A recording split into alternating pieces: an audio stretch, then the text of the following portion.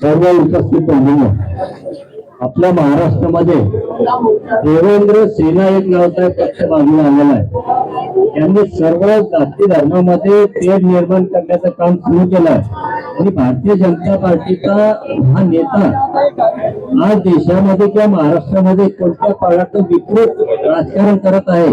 त्यांच्याच पक्षाचे नेते असतील किंवा केंद्राचे मंत्री असतील किंवा इतर पक्षातील आमच्या सहयोगी पक्षातील राष्ट्रवादीच्या नेत्या वहिनीताई असतील किंवा आमचे राष्ट्रवादीचे आघाडीचे नेते एकनाथराव खडसे साहेब असतील, यांच्या बाबतीत यांचे कार्यकर्ते किती विकृत मनस्थितीमध्ये बोलतात हे आपण सर्वांनी ऐकलेलं आहे आणि त्यांना दुजोरा देण्यासाठी फडणवीस सेनेचा एक मंत्री गिरीश महाजन हा त्यांना कोणताही प्रतिक्रिया किंवा प्रत्युत्तर देत नाही, उलट समर्थनार्थ भाषामध्ये वापरतो।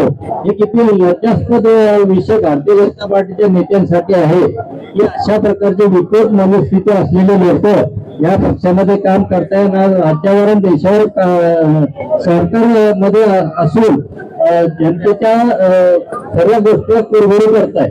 यांचा निषेध करण्यासाठी मुक्ताईनगर तालुका काँग्रेस कमिटी असेल किंवा सर्व पक्षी नेते यांचा निषेध करण्यासाठी आलेला आहे।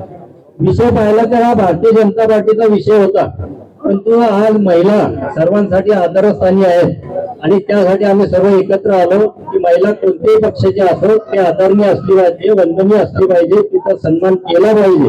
म्हणून आपण इथे सर्व जातीभेद असेल किंवा पक्षभेद असून विसरून इथे सर्व आम्ही एकत्र आलोय।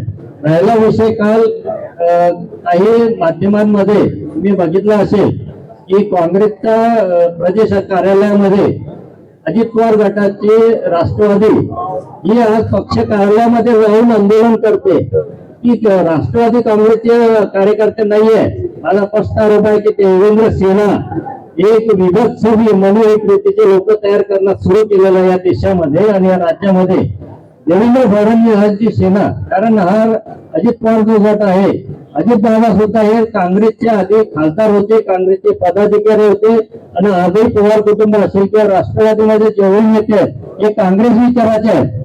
हे काँग्रेस विचाराला एकही कार्यकर्ता असा अपशब्द वापरला नाही आणि जे काल प्रदेश कार्यालयामध्ये नाही म्हणजे हे घटनशाही किंवा बगलोरी यांना आलेले आहे, हुकुमशाही पद्धतीने वागण्याचा जे काही प्रोत्साहन आहे हे फक्त देवेंद्र फडणवीस सरकारचं आहे आणि राज्याचे गृहमंत्री यांचं आहे आणि देशाचे गृहमंत्री यांचं त्यांना पाठबळ आहे। म्हणून असे गुंड प्रवृत्तीचे लोक काल आमच्या सन्माननीय हर्षवर्धन सपकाळ साहेब यांचा निषेध करण्यासाठी गेले होते।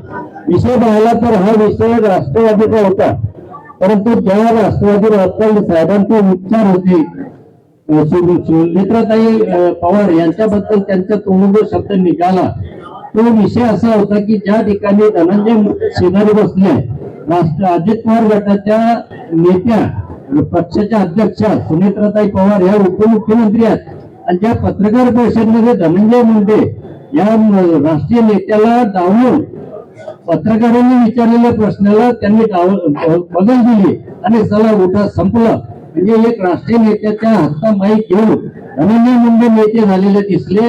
म्हणून आमच्या हर्षवर्धन सपकाळ साहेबांनी ताईंना असा उद्देश केला किंवा कमीत कमी आमच्या दिवंगत नेत्या इंदिरा गांधी यांना अटल बिहारी वाजपेयी यांनी सुद्धा सभागृहामध्ये गुंगुबिया म्हटलं होतं। गुंगुबिया म्हटल्यानंतर इंदिराजी कशा देशामध्ये पेटून उठल्या तसं ताईने सुद्धा पेटून उठावा हा त्यामागचा हेतू होता, परंतु या लोकांनी त्याचा विपर्यास केला आणि गुंड लोकांना एखाद्या पक्षाच्या कार्यालयामध्ये जाऊन आंदोलन करण्याची भारतातली किंवा महाराष्ट्रातली पहिली वेळ आहे।